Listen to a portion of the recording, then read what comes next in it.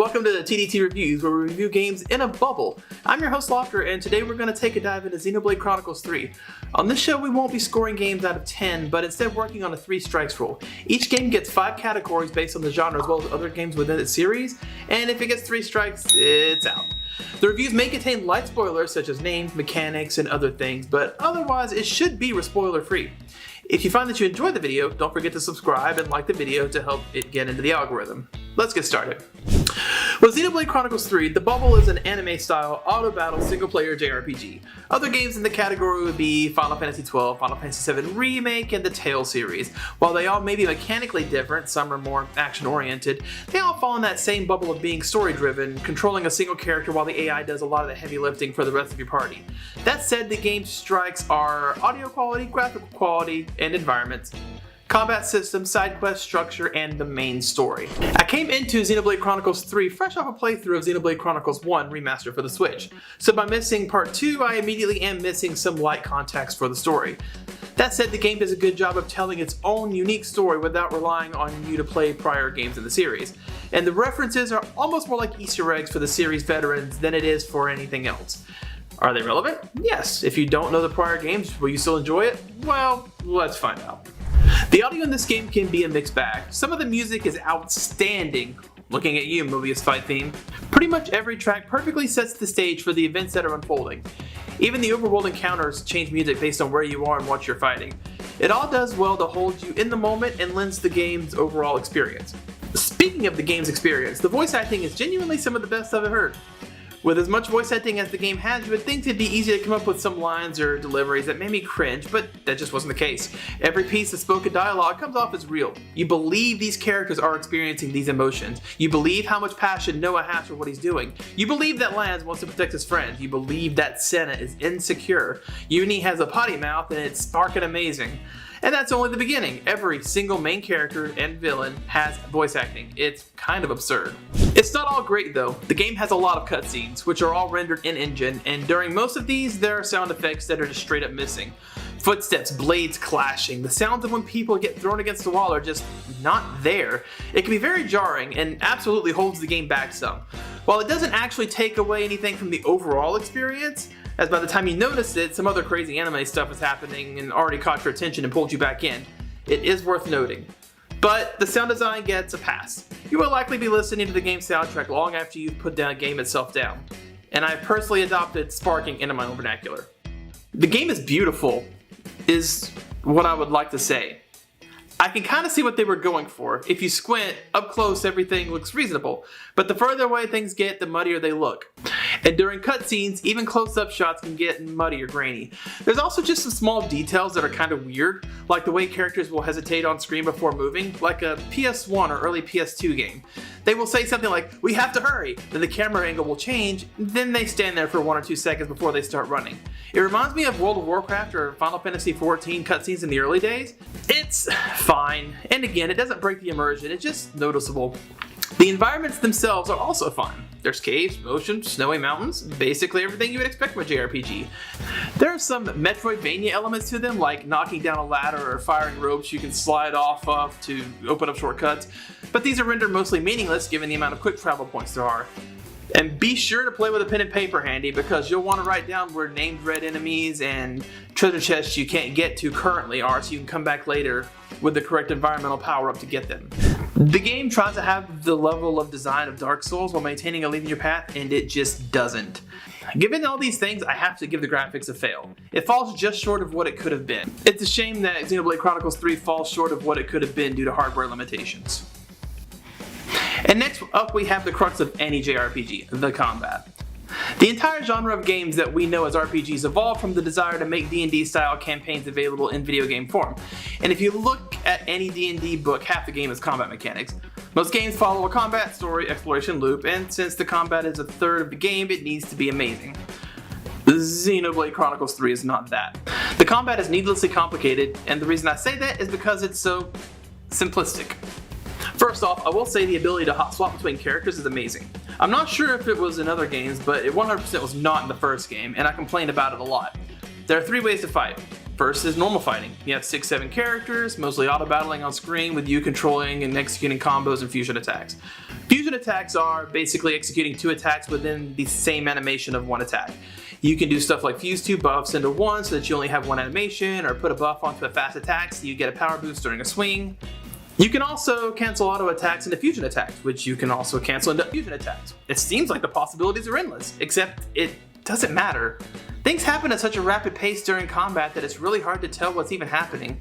1 second your tank is aggro and you're beating the monster senseless, then suddenly 3 people are dead and your healers are scrambling to revive him. It goes south quickly, so much so that there are items in the game that boost your power whenever your ally dies.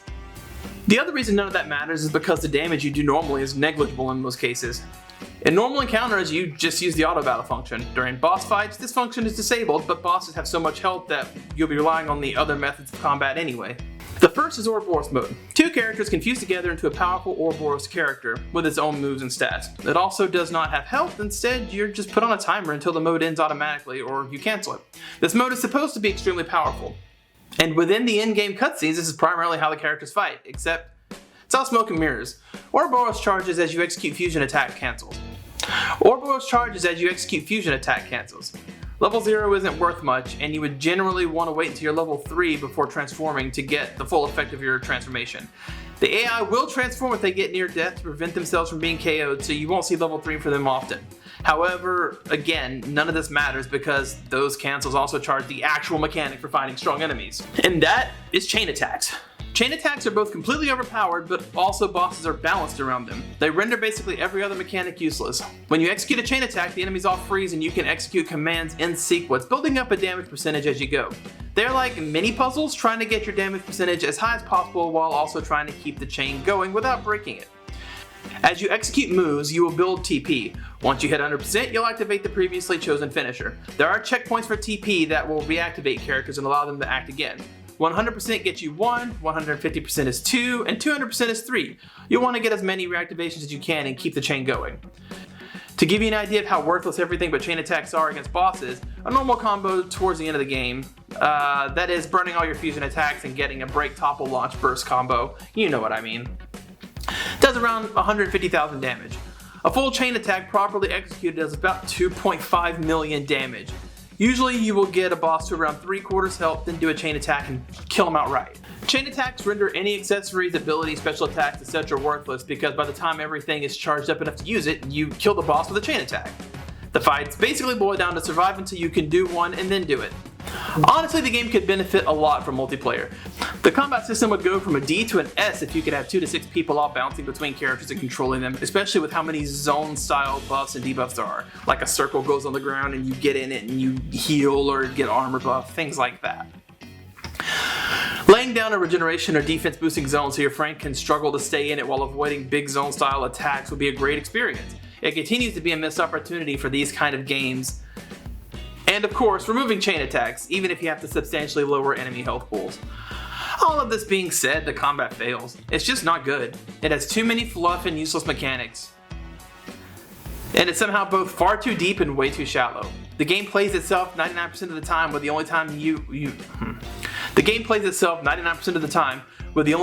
you needing to do any real input is to solve puzzles of how to maximize chain attacks with your party. The main story is the game's strong point. Next up is the main story quest. It's the game's strong point. There's a long-standing war between 2 countries, Cavis and Agnes. They fight and kill each other in order to effectively harvest each other's life force to fuel the colony's flame clock and stay alive. If a colony's flame clock reaches 0, they all die. In addition, people in this world only live up to 10 years, of which they spend their entire life fighting in this war. Once 10 years are up, assuming they live that long, they return to the Queen's to live in her embrace forever. That is how your team lived until they met each other, and through plot reasons are given the power of Ouroboros. Now 6 people, 3 from each faction, team up to learn the truth of this harsh world and hopefully wrest it from the clutches of the evil Mobius. The characters are great, the theming is fairly complex, and something I have not seen explored before. The story is about life, death, and what it means for a person to be who they are. The characters are believable and really carry the narrative, along with their voice acting. You will love these characters. Some may annoy you. You may feel like others do not get enough screen time, but everything is so well written and thought out. That's not even getting into how they explain everything logically using in-world rules. Every time you think, wait, that makes no sense, how does that work? The characters will speak up and make it make sense. The story is compelling all the way to the end, and while I'm sure on multiple playthroughs you could find some plot holes, for the most part it ties together solidly. Not just within its own world, but it actually ties into part 1 and 2 as well. The story definitely gets a pass. And lastly, side quests. I don't have any footage of the side quests in the game, because I didn't do many. You run from point A to point B and do the main story and let the game play itself. If you really like a hero or a side character, do the side quests involving them to dig deeper into their lore and personality. But the vast majority of people are not going to enjoy playing this game. Honestly, this would be a great Let's Play to have on in the background while you do other stuff and play a more fun game. Thank you for watching this inaugural episode of TDT Reviews. If you enjoyed it and want to see more, hit the subscribe, like, and follow button. Leave a comment if you want. I know there are lots of Xenoblade Chronicles fans that are going to want to have a soft word with me, and that's fine too. These opinions are my own, and while I do feel they are based on fact, a lot of people may not agree. But I do hope you join us next time for my review of Shin Megami Tensei Soul Hackers 2. If you want to see me play it live, head on over to my Twitch channel at twitch.tv/LofterTDT and give that a follow as well.